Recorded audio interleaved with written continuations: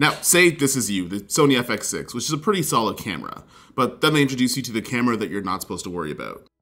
No, seriously. Today's video is going to be about the Sony FX6 against the Sony Venice. Now, this isn't going to be a decision on which one you should buy because I don't think many people have $60,000 to throw away. However, by the end of this video, you might actually find out that the Sony FX6 isn't that far from the Sony Venice. We'll get there. Now we're gonna get through the obvious. The Sony FX6 does benefit from being a much more compact camera. It still has a full panel of features that you would expect from a cinema camera. However, the Sony Venice has not only a double-sided menu, but it's also, the camera is huge. The camera is gonna be significantly heavier and have a lot more features and I/O than the Sony FX6, which is mostly because it's gonna be used for things like high-end commercials and Hollywood films, which means that things like having multiple SDI ports and Genlock and all those other things that are going to be on the camera itself is going to require a much bigger camera, which is why the Sony Venice is going to look and feel and honestly be a lot bigger and heavier than the Sony FX6. Now, good thing is both cameras actually have built-in ND filters, which I would expect from a camera that's $60,000 anyway. Now, the Sony Venice is going to have a slightly different way of actually displaying its ND filters, but it is going to have a little bit more stops on the Venice while having 9 stops where the Sony FX6 only has 7. Oh, and fun fact, the audio ports are actually on the Sony Venice body itself. You could actually use an XLR, which is 5-pin instead of 3 pins. I talked about that in another video. However, they're actually on the camera body themselves, where the Sony FX6 has them all on an audio top handle that's not great for gimbals, and I don't think they're going to make another device to actually make that easier on the Sony FX6. Here's hoping we get something in a Mark II. Now, obviously, we're going to have an image quality test, and today we're going to do a Pepsi challenge, and I'm going to show you 2 sets of clips. One of them is going to be the Sony Venice, and the other one is going to be the Sony FX6.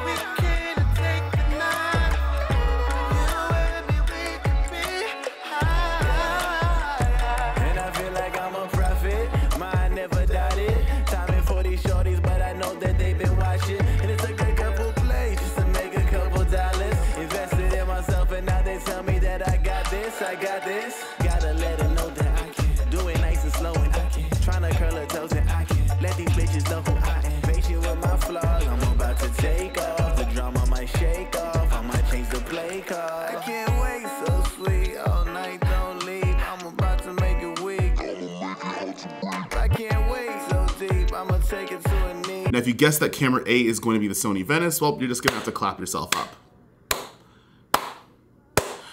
Because you're absolutely wrong. The camera A is actually going to be the Sony FX6, where camera B is actually going to be the Sony Venice. Now, in terms of image quality from a resolution standpoint, the Sony Venice is actually going to have 6K open gate, where the Sony FX6 is going to give you about 4K DCI. Now, with 6K open gate, you're going to be able to crop things into a 16 or 17:9 frame and still keep a lot of that resolution and sharpness. Whereas in 4K, because you're going to be using DCI, you're only going to get a little bit of space to crop into. However, both are really handy. Modern day cameras, a lot more of them have open gate with it as well, and also a lot of them have 6K too. However, the image comparison between the FX6 and the Venice, if I kind of play these into a clip and played a film with both cameras in it, it probably would be really hard for you to be able to tell.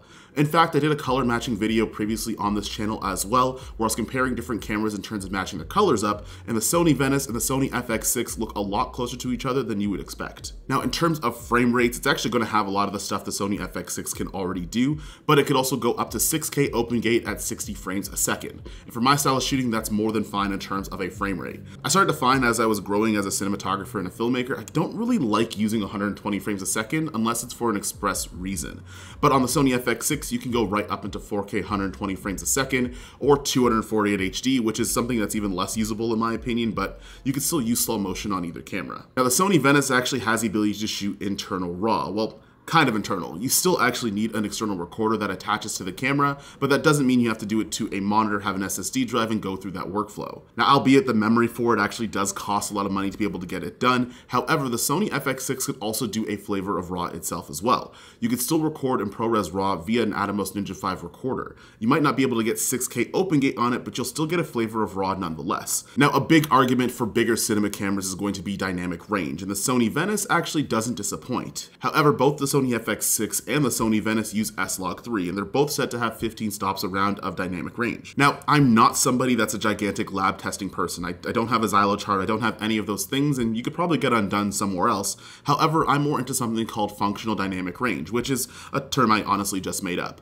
Essentially what I want to determine is whether or not if I'm inside of a location that I'm normally going to use, and a lot of you guys might as well, typically you're going to have things like your own lighting. You're going to expose through the window first, and you might have lights bright enough to actually bring up your subject while you're on the day. And my argument for something like the Sony Venice or even the Sony FX6 is that you're probably going to have your own lighting that you're going to bring into your scenes. So in terms of my dynamic range test between these two cameras, is functionally does that work? If I expose my windows and I have enough lighting for my subject, do I have to bring a ton of lighting in order to make sure I can expose for both, or am I going to be fine either way? Now, if I compare these two images together, it's actually pretty similar to each other. I'm still going to be able to get a lot of highlight information when there's a window in my scene, and if I have adequate lighting, I'm still able to light for my subjects.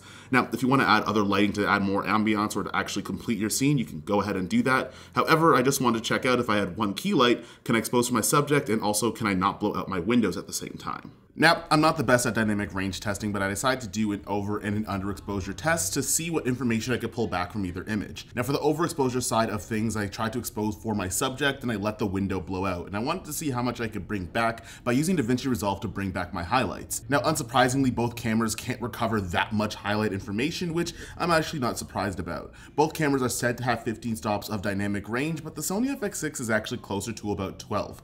However, you're not going to be able to get that highlight information back, but I did notice that the Sony Venice actually had a little bit more highlight information that was inside of it. So when I did start to pull things back, I pulled back the exposure, I was able to get more information out of the brighter sides of my image on the Venice versus the Sony FX6, which truthfully didn't surprise me by that much, but honestly, I kind of hoped it did.